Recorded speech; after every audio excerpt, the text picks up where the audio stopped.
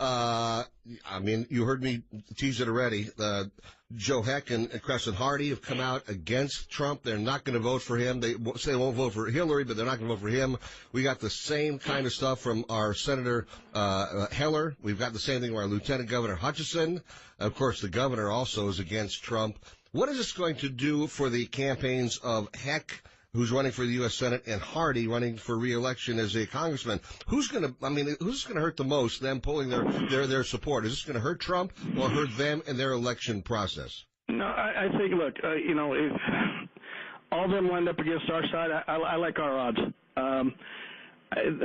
Joe Heck's a personal friend of mine. I mean, I've known Joe for many years. I've known him, by the way. He's a personal friend of mine, and I like him a lot. And I think it was a huge mistake and misstep, though. And I don't understand it. I have a personal relationship with Mr. Trump and his family. Clearly, I think he's very disappointed. I talked to him several times. I talked to him since last night. I can tell you right now, the momentum's on our side. As far as what took place, I don't have an answer for why. I don't know. I can tell you the people are behind Mr. Trump. If you look at how the caucus went, it was overwhelmingly, I don't care how many candidates are in there. If you look at the turnout they're getting, there's a lot of people out walking more and more and more. But what about the stuff that came out on Friday about what he said 11 years ago to Billy Bush? And, people were saying it was sexist, it was terrible and all that stuff. I mean, how do you view that in terms of the election? Well, okay, this is where I think we start to separate hypocrisy. Paul Ryan's out doing his little stump and doing all this stuff about how he can't get on this whole thing, but they call themselves religious. I spoke to Mr. Trump. He asked forgiveness from his family. He asked forgiveness from his wife. He asked forgiveness from God. And who are we to judge?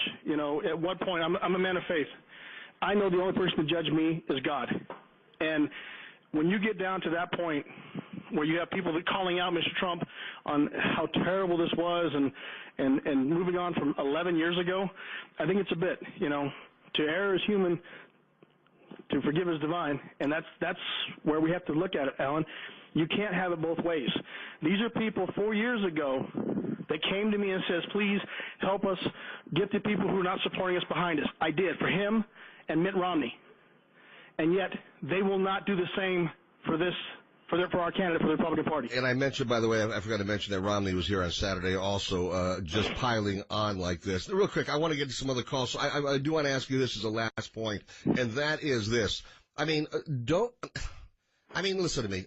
Guys can be pigs. I'm just saying it straight, okay? I mean, when you get junior high school guys together and guys that are in their 20s and 30s, you get guys together oftentimes, they want to compare the size of their male parts.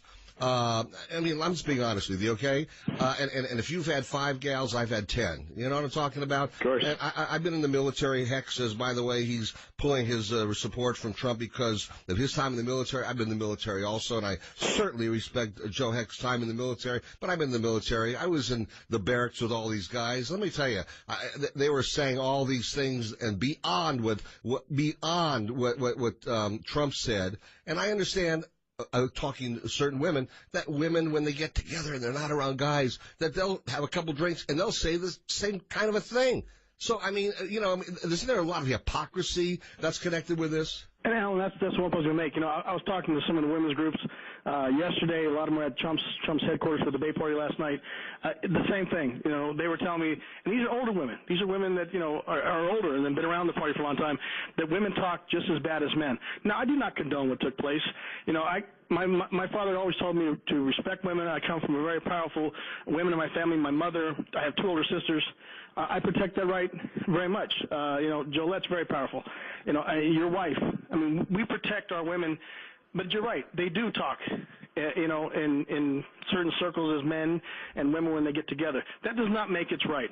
But one thing I would ask is that they realized watching the debate last night where Hillary Clinton is going to take this country. She publicly said where she's going to take the Supreme Court. She says she's going to have open borders. Correct. These elected officials need to really look at where they want this country to go. By saying, look, I'm not going to vote for Donald Trump, I'm not going to vote for Hillary Clinton, quit lying to everybody. If you don't vote for Donald Trump, You're voting for Hillary Clinton. It is, in effect, a vote for There's Hillary no Clinton. way. I'm voting for Johnson. I'm just going to hold my nose and not vote. No, if you don't vote, and you've already publicly come out and said that, then yeah, you're voting for Hillary Clinton.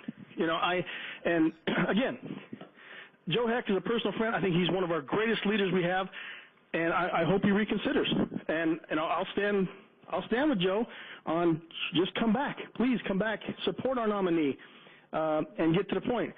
He is a man of principle, and I can respect him. I respect him very much.